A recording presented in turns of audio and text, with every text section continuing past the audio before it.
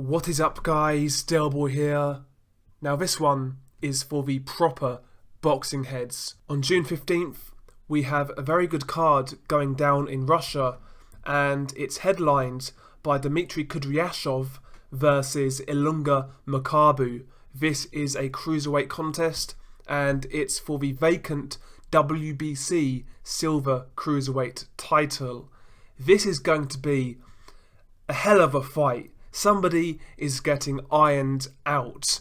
Both of these guys are massive punchers at cruiserweight.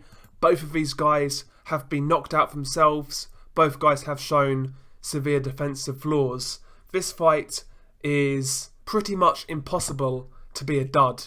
Somebody's getting knocked out here, and I believe it's going to be extremely brutal, if I'm being honest. To put it in perspective, I will read out both fighters' records. Dmitry Kudryashov has a record of 23-2.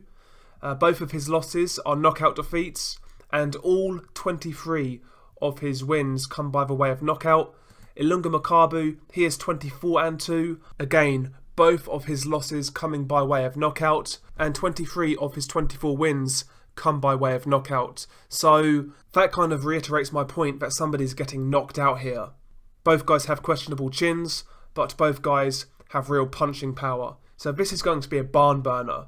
I cannot wait to see this one unfold.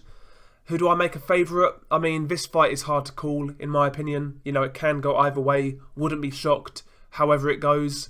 But I do make Ilunga Makabu a slight favourite. I think he's a better boxer. He fights out of that southpaw stance. He's not great defensively, but he's better defensively than Kudryashov. And all in all, I believe he's fared better at a higher level. You know, he does have wins over the likes of Tabiso Machunu and Dmitry Kudryashov. I also believe stylistically there's a chance Makabu's punches will land first, because to me, Makabu is a better straight puncher than Kudryashov.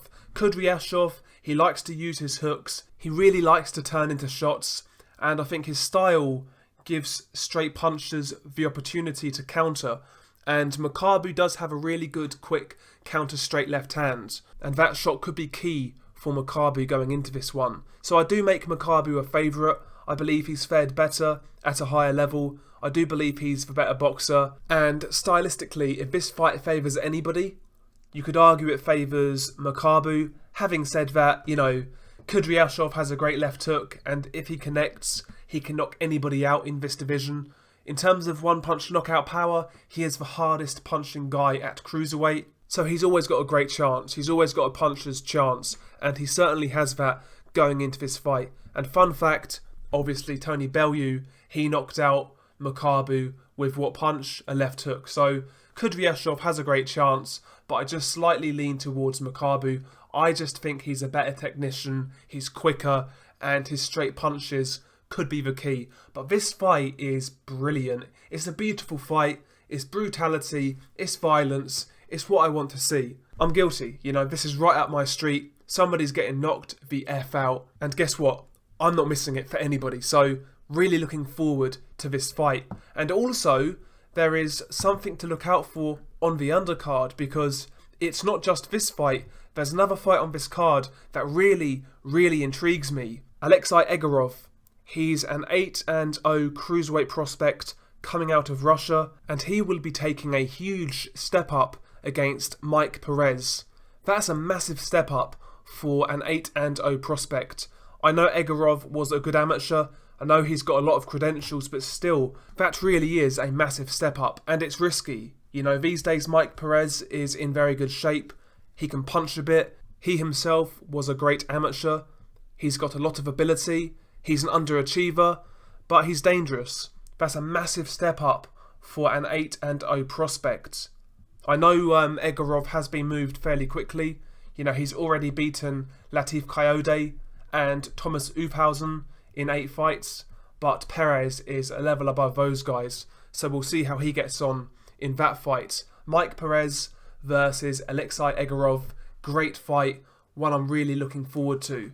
I do rate Egorov, I think he's a good prospect, but I mean, if I was managing him, I certainly wouldn't have him fight Mike Perez next. So that just goes to show his type of ambition and it goes to show how much belief the guys around him have in him. So there we go.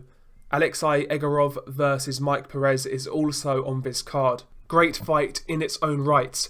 There's also a heavyweight prospect on this card, Evgeny Romanov. You may remember him from knocking out Deontay Wilder in the amateurs. Again, he's out of Russia, obviously. He's 12-0, and he will be fighting Argentinian Ariel Esteban Bracamonte.